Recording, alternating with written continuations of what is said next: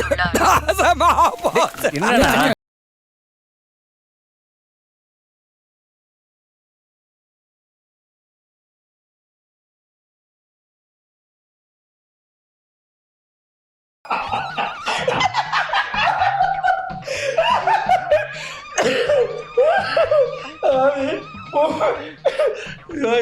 அன்னைக்கு பார்க்கும் போது ஒரு மாதிரி மூச்சு திருப்பரங்குன்றத்துக்கு ஏன் வந்து வாய் திறக்கல? எத்தனை முறைங்க திருப்பரங்குன்றம்? அது ஒரு இத்து போன இஷ்யூங்க. அது அத்தனை பேர் மக்களுடைய நம்பிக்கையை நம்ம வந்து யாருடைய நம்பிக்கை?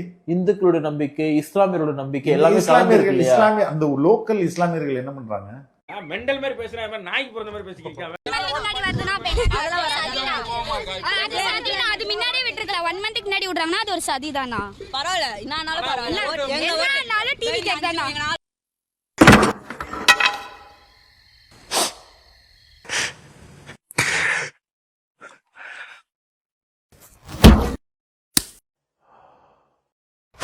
இந்த டைமில் எதுக்கு விட்டுருக்காங்கன்னா அது வந்து மேபி டிஎம்கே பண்ணுற வேலையாக இருக்கலாம்.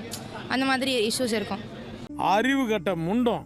நான் சொல்லல, எனக்கு ஒரு அழகான பையன் இருக்காருன்னு. ஆமாங்க, அது இவர்தான்.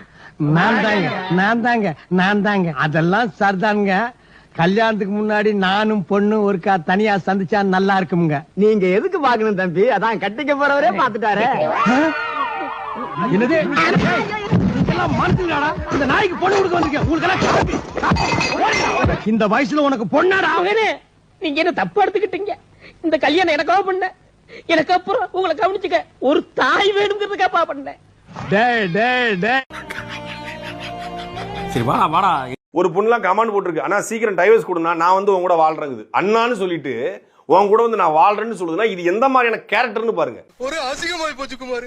நேத்துல இருந்து ரைட் அப் எழுதுறாங்க, நேத்துல இருந்து வீடியோ போறானுங்க. ஒருத்தலாம் கார்ல உட்காந்து வீடியோ பேசுறான். இது முழுக்க திமுக சதிங்கிறான். டேய், அது உங்க கட்சி தன்னோட மனைவிடா, 25 வருஷம் வாழ்ந்துருக்குடா, காதலிச்சு திருமணம் பண்ண மனைவிடா, அது புகார் கொடுத்துருக்குது. இதுக்கு பின்னாடி அரசியல் அயோக்கிய பொழைக்கிறதுக்கு எங்கடா பிச்சை எடுக்க வேண்டியன்றா.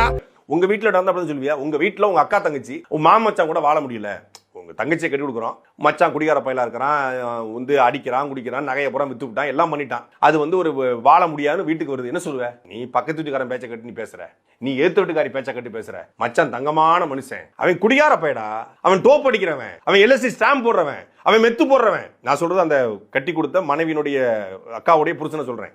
பாட்ற என்னன்னு சொல்லிட்டல பாரு மாவன, உன் குடும்பத்தை நடுத்தருவுல இருவாரா. அவன் எல்லா வேலையும் பண்றான், எல்லா இல்லீகல் ஆக்டிவிட்டிஸும் ஈடுபடுறான், அயோக்கியத்தனமா இருக்கான், மனசாட்சி இல்லாம அடிக்கிறான், சித்திரவதை பண்றான், குழந்தைகளை மதிக்க மாட்டான், எல்லாம் பண்றான். ஆனாலும் இல்ல நீ யார் பேச்சை கட்டு பண்ற? ஊர்ல இருக்கிற கவுன்சிலர் பிரசிடென்ட் பேச்சை கட்டு பண்ணிக்கிட்டு இருக்க. நான் நம்ப மாட்டேன். மச்சான் ரொம்ப தங்கமான ஆளு, அவர் இறக்கமான குணம் கொண்டவர். புருஷனா அடிக்கதான் செய்வான், கல்லானாலும் கிழவன் புல்லானாலும் புருஷன்னு சொல்லுவீங்களா? அவனை அத்து விட்டு வா, உனக்கு நான் வந்து வேற வாழ்க்கையை அமைச்சு கொடுக்குறேன், உனக்கு உனிய வச்சு நான் வந்து நம்ம வீட்டுல பாத்துக்கிறேன்னு சொல்லுவீங்களா? பாடா அண்ணா குமார், அது அவ்வளவுதான், டைம் முடிஞ்சது, வா. விஜய் கூட தானே சாப்பிடணும், இல்லனா இவங்க எல்லாரும் தப்பா நினைப்பாங்கல்ல.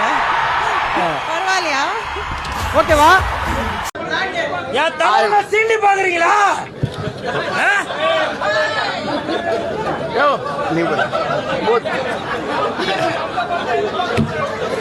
பாக்குறவங்க கொஞ்சம் ஹெல்ப் பண்ணப்படாது? நீ கேட்கலையே. கேட்டா தானா? Yes, please help me. நான் நினைச்சா பண்ணலாம், ஆனா பண்ண மாட்டேன்.